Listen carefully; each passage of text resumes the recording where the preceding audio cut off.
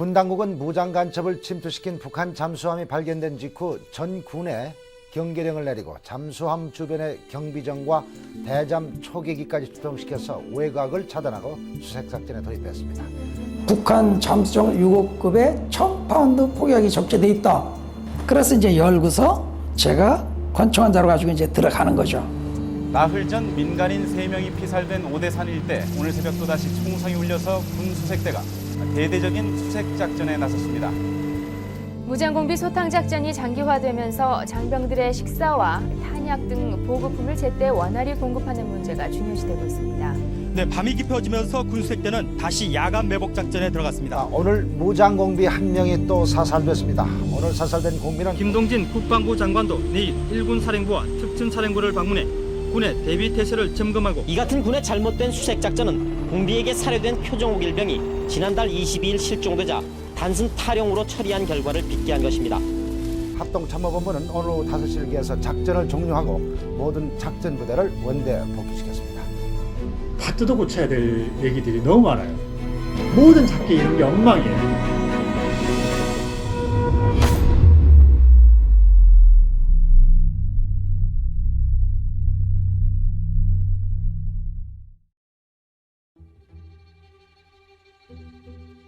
북한의 잠수함 침투 작전은 1994년부터 본격적으로 이루어졌고 1995년 9월 서귀포에 간첩을 침투시키기도 했습니다.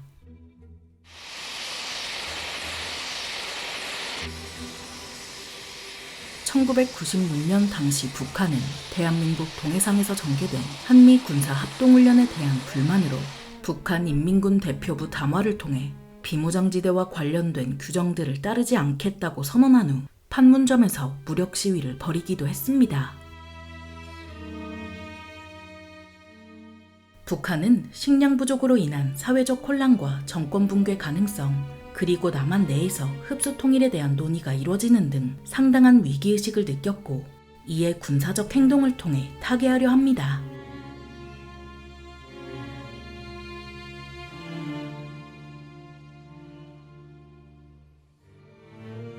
그렇게 1996년 9월 13일 원산항에서 출항한 상어급 잠수함은 9월 15일 19시경 안인진리 앞바다에 도착해 공작원을 상륙시켰습니다.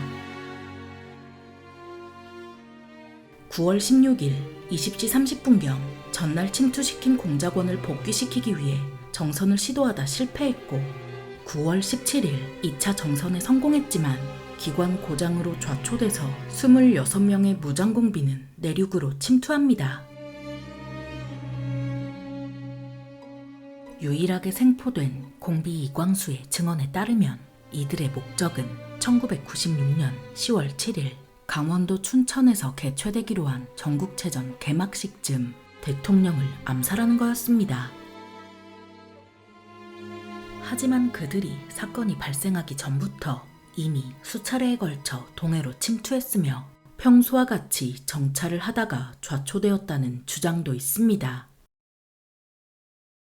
대통령 저격 암살이 아니라 인원들 임무 목적은 저희가 알기로는 강릉 비행장하고 군부대 사진 촬영이나 정보 획득 이거였는데 이미 그 전에 계속 왔다 갔다 하면서 정보를 빼내갔는데 그게 마지막에 이제 8번째 이제 그물망에 걸리면서 이제 자초돼서 이제 그렇게 된 건데 언론에서 갑자기 뭐 대통령 저격 뭐 이런 얘기가 나오더라고요. 근데 저희가 알기로는 강릉 비행장하고 군부대 그다음에 국내에 있는 고정간첩 접선 저희가 임무는 그렇게 알고 있었거든요. 저희는 이놈들이 한두 번이 아닌 것 같더라고요.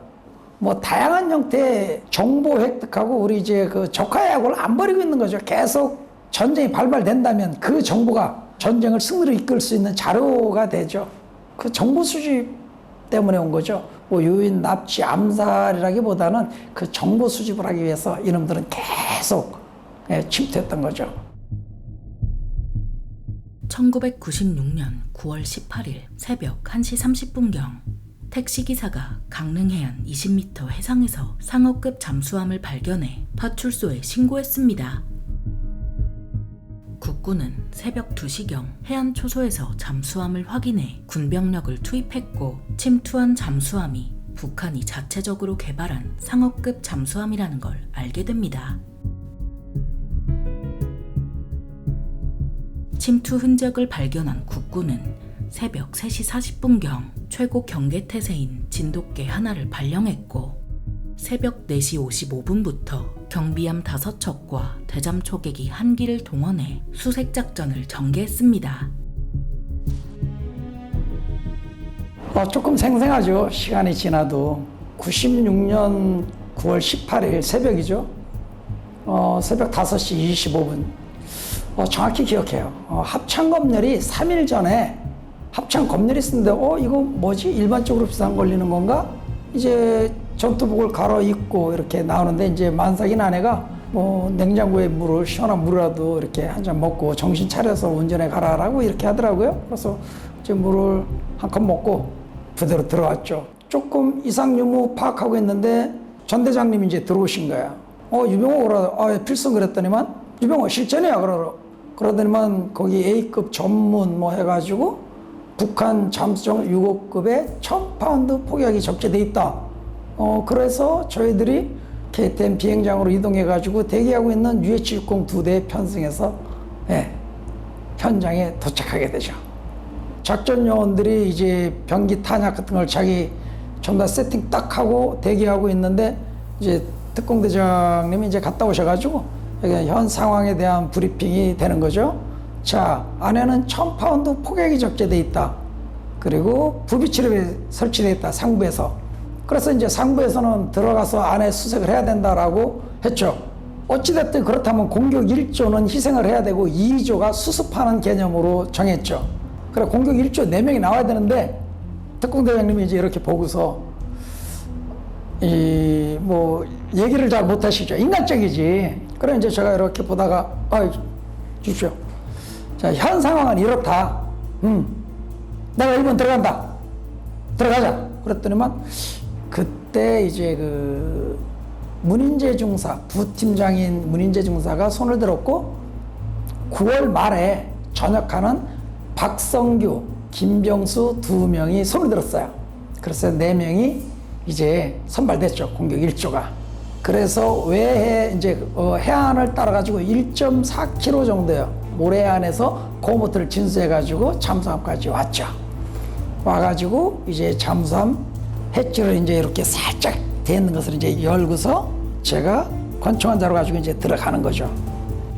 그렇게 새벽 7시 25분이 되자 국군은 상어급 잠수함 내부로 진입했고 AK 소총과 실탄, 체코제 기관총 등을 발견했습니다. 딱 들어가면서 보니까 어렴풋이 딱 하는데 수류탄이 딱 보이는 거예요. 그래 주변에 이렇게 상황을 보니까 아무 이상이 없더라고요. 그래서 수류탄을 싹 해가지고 이렇게 봤죠. 이렇게 딱 들으니까 이상이 없더라고요. 그렇게 해서 조금 더 가니까 그 입구에 권총 실탄이 6개가 쫙 있는 거예요.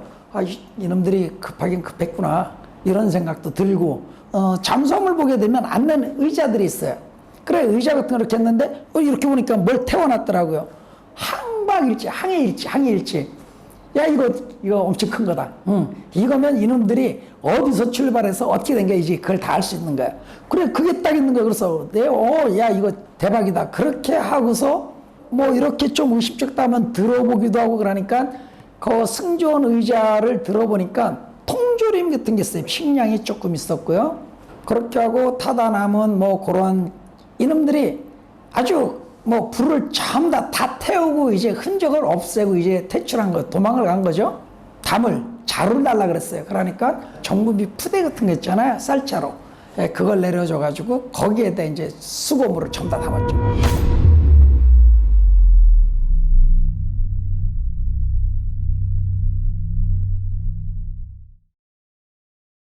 심각한 군사도발 행위임이 분명하며 앞으로 제2, 제3의 군사도발을 대한민국 국방부는 대변인 성명을 통해 북한의 대남 도발이며 중대한 정전협정 위반 사항이라고 발표했습니다.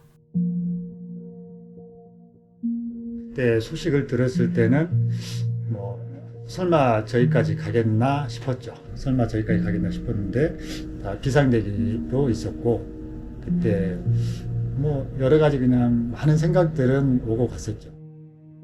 9월 18일 오후 4시 45분경 청바지 차림으로 권총과 실탄을 지닌 승조원 한 명이 주민신고로 출동한 강릉경찰서 강동파출소 소속 최우영 경장과 전호구 경장과의 격투 끝에 생포됐습니다.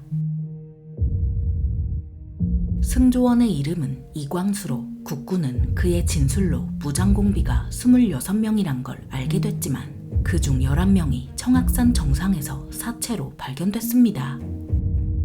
국군 수색대에 의해 발견된 11구의 사체는 조사 결과 무장공비에 의해 처형당한 걸로 확인됐고 이들 중에는 서열 1위인 김동원 대좌와 서열 2위인 김강훈 상좌도 포함됐습니다. 강원도 전 지역에 통합방위 멸종 사태가 선포되었습니다. 그리고 이곳 강릉 안인진이 해안 잠수함 좌초 현장은 취재진의 현장 접근이 오후 4시 반쯤 퇴로를 막히게 되자 이들은 집단 자살이라는. 저희가 강릉 공항에 도착했을 때 11명 그거 사살된 거 찾았다고 그걸 제가 소식을 들었거든요. 그래서 이게 작전 금방 끝나겠다. 그런 와중에도 그 저녁에 공항에서 대기하는데 주변에서 계속 공비 나타나가지고 사격을 계속하고 있었거든요.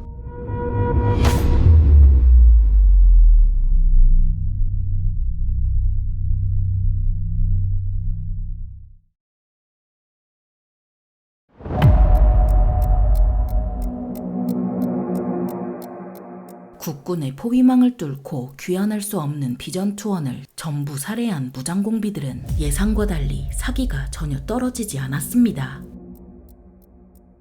침투조 이 친구들이 어느 정도인가면 근데 그때 당시에 김정일이가 그랬어요. 그 당시 일개 사단하고도 바꾸지 않는다 할 정도의 뛰어난 전투력을 가진 친구들이거든요. 정찰조 인원 1명과 일개 사단과도 바꾸지 않는다. 그러면서 전투력이 어마어마하단 김정일이가 그렇게 사랑할 만큼 그런 인원들이었다고 해요.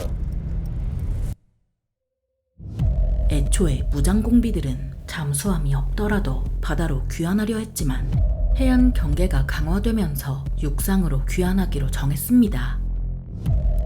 식량은 마침 가을이라 먹을 게 널려 있어 민가나 텃밭을 털었고 강원도가 인적이 드물다는 허점을 이용해 밤낮 가리지 않고 이동했습니다.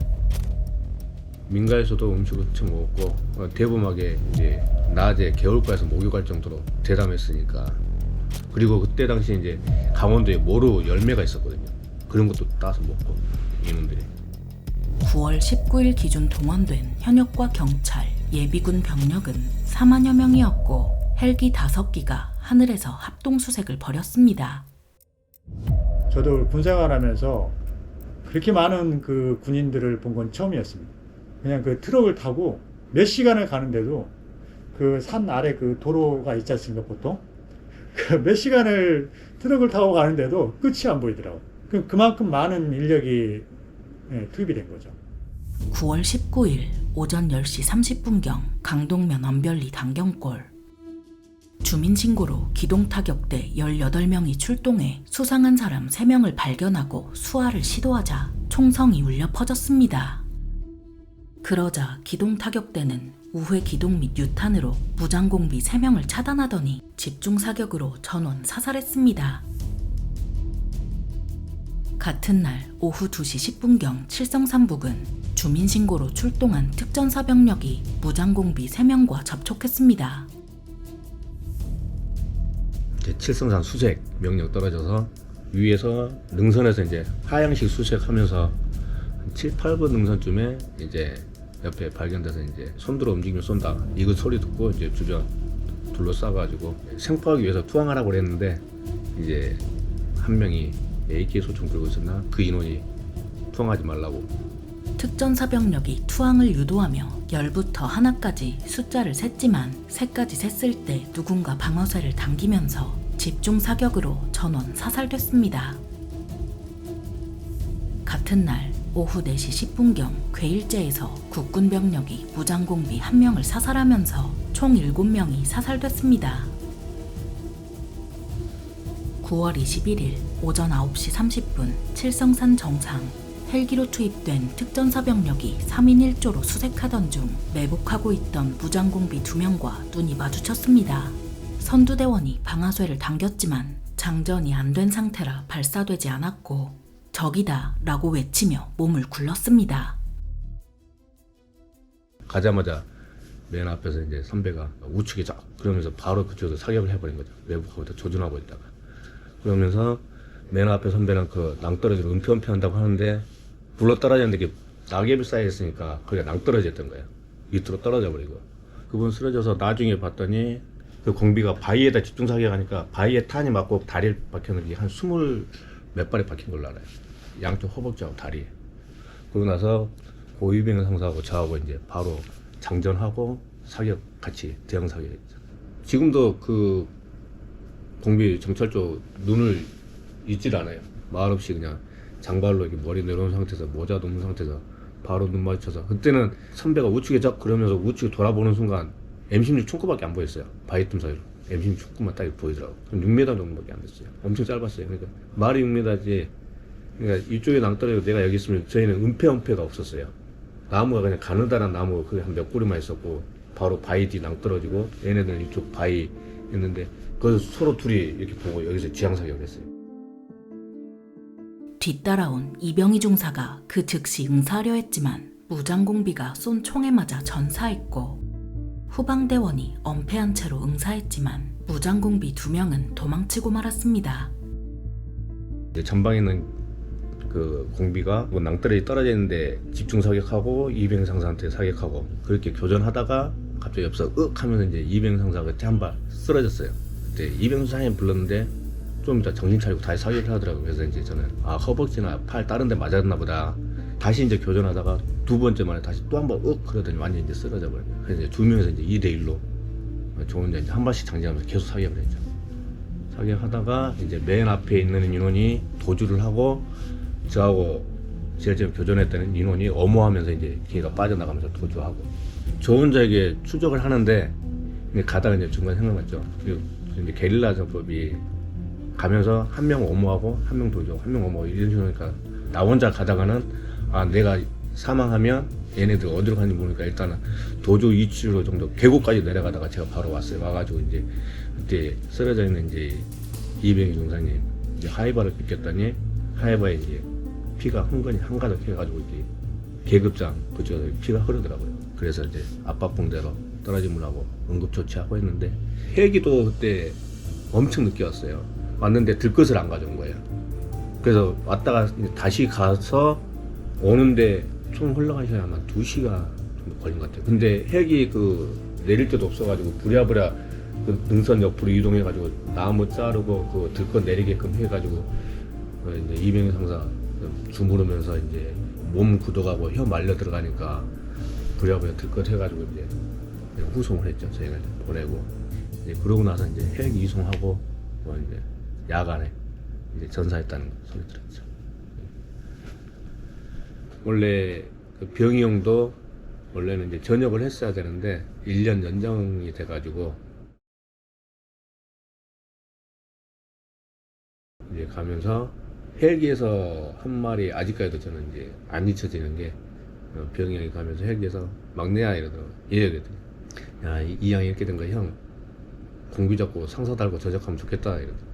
예, 그러십시오. 그거 이제 헬기 갔는데 또 그 말이 씨가 된다는 게 그가 진짜 결과는 진짜 안 좋게 났는데 상사를 달긴 다셨지만 안 좋게 다셨으니까 그게 아직까지도 이제 저는 잊혀지지 않죠. 헬기에서 했던 소리가. 같은 날 20시경 매복하고 있던 수색대 병력이 무장공비를 발견하고 수화했지만 무장공비가 나무에 숨어버리면서 1차 교전이 벌어졌습니다.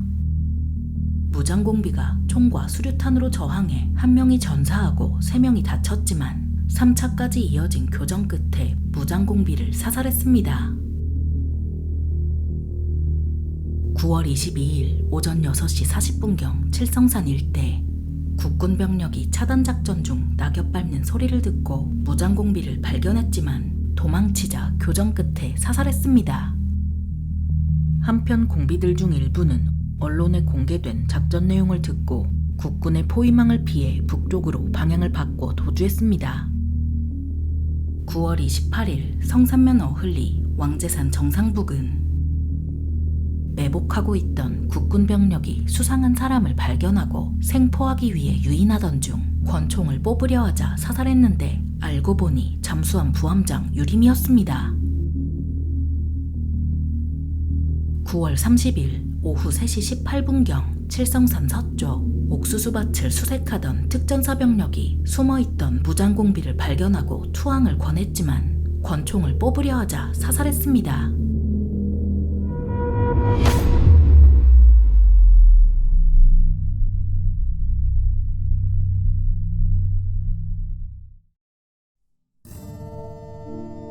달아난 무장공비 14명 중 11명을 사살했지만 최후의 3명이 남은 상태로 10월로 넘어가면서 날이 쌀쌀해지기 시작했습니다. 무장공비들의 신발은 닳고 해졌고 콩기름으로 총을 정비했으며 국군이 먹고 버린 전투 식량의 밥알을 모으고 무의 생즙을 빨아먹으며 버텼습니다. 저희가 이제 수색하면서 발견되는 것들이 오렌지 캔 있잖아요. 음료수, 식혜 캔 같은 거. 얘네들이 어떻게 식사를 해결을 했냐면 이제 식량이 떨어지니까 그 캔을 따가지고 캔에다가 옥수수를 삶아가지고 그렇게 먹고 해결을 하고 흔적을 남겼더라고요. 10월 22일 한 부대는 무장공비 소탕이 끝나지 않았는데도 폭설에 대비해 쌀이비를 만들고자 국문학과 출신 표종욱 일병을 부대 옆 산에 보냈습니다. 표 일병은 야전상의 주머니에 있는 군인 수첩에 쌓여가는 태만, 낭비라는 글씨를 빽빽하게 적을 정도로 당시의 세태를 한탄했습니다. 쌀이나무를 베던 표 일병은 수상한 사람들과 마주쳤고 그대로 돌아오지 못했습니다. 9월 22일에 무장타령 문제를 겪은 국군은 표 일병의 소지품에서 연애편지가 발견되었다는 걸 근거로 애정 문제에 따른 타령으로 처리했습니다. 헌병대 수사관이 표일병의 집에 갔지만 표일병은 그 어디에도 없었습니다.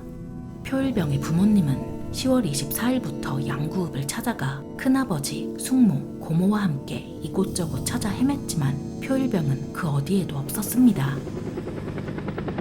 시간은 속절없이 흘러 11월 5일 오전 10시 30분경 인제군 북면 용대리에서 마지막 무장공비 2명이 사살됐고 이 소식을 뉴스를 통해 본 표일병의 누나는 무장공비들의 물품 중에 동생에게 사준 손목시계를 발견하고 온몸에 소름이 돋았습니다.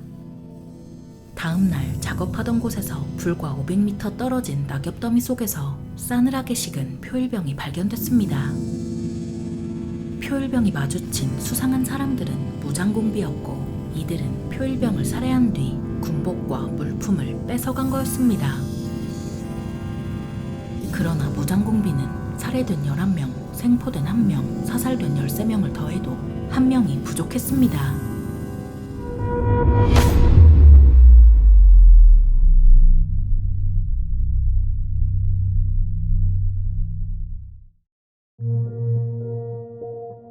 이광수는 잠수함 탑승자가 26명이었고 그 중에는 30세의 김영일 상위가 있었다고 진술했습니다.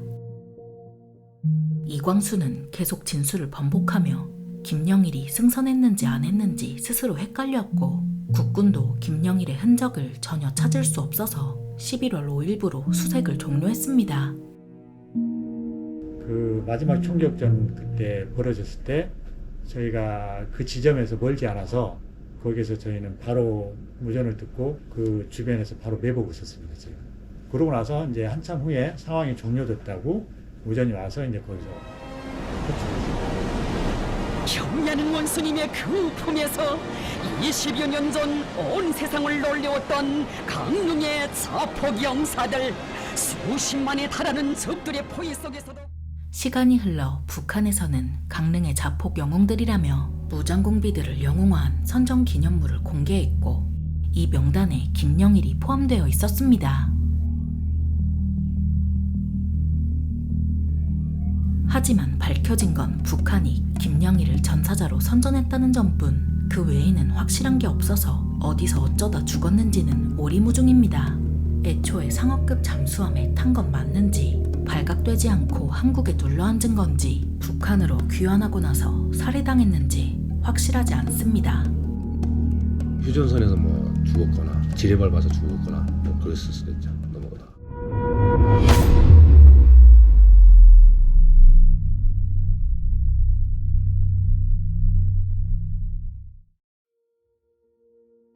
(49일간) 연인원 200만 명이 투입된 합동 수색 과정에서 그동안 드러나지 않았던 국군의 문제가 드러났습니다. 가장 큰 문제는 언론에 작전 현황과 계획이 유출된 점으로 라디오 뉴스로 해당 내용을 들은 무장공비들은 도주 경로를 바꿔 수색을 피할 수 있었습니다.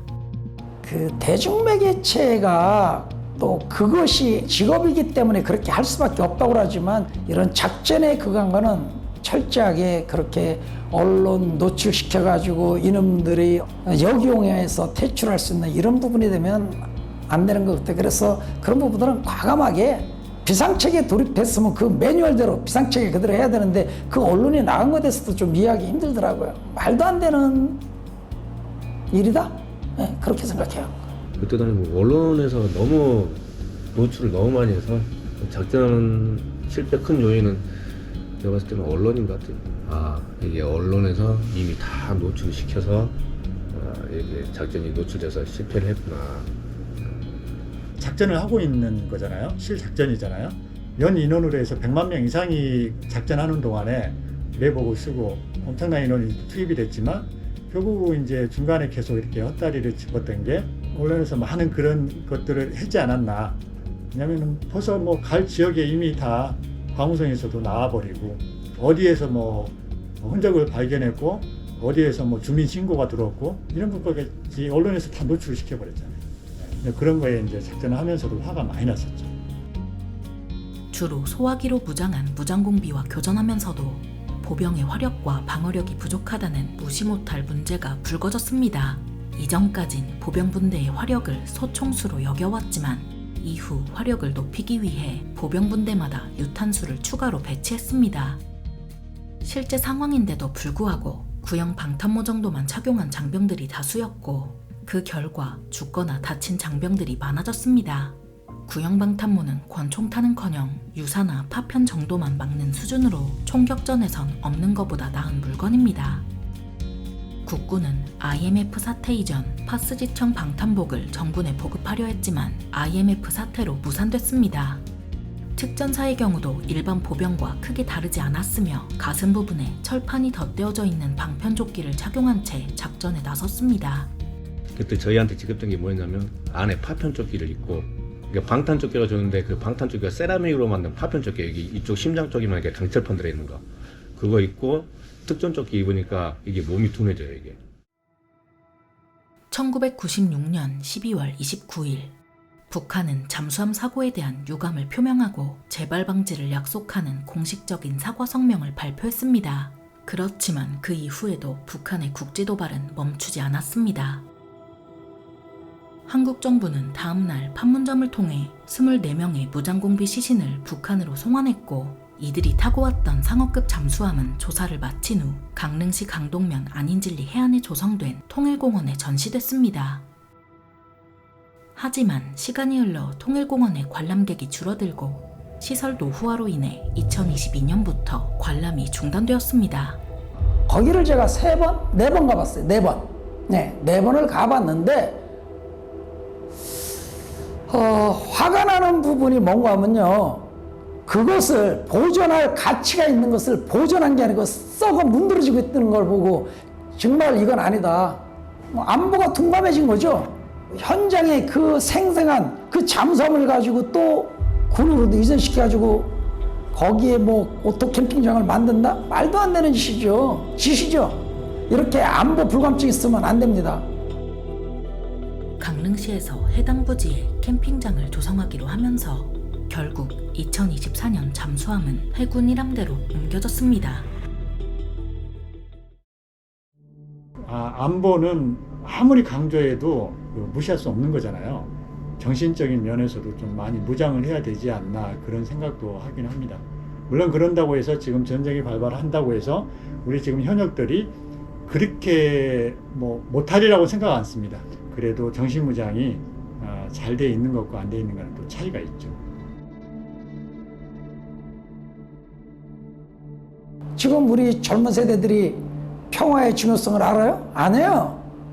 평화가 그냥 얻어진 걸로 아는데 정말 착각하는 것 같아요. 대치 국면에서 리더들, 우리 사회를 이끌어가는 이런 분들의 생각이 조금 더 바뀌어져야 되지 않나. 평화를 원한다면 전쟁을 대비하라. 이 말 엄청 함축되면서 우리는 가슴 깊이 새겨야 돼요.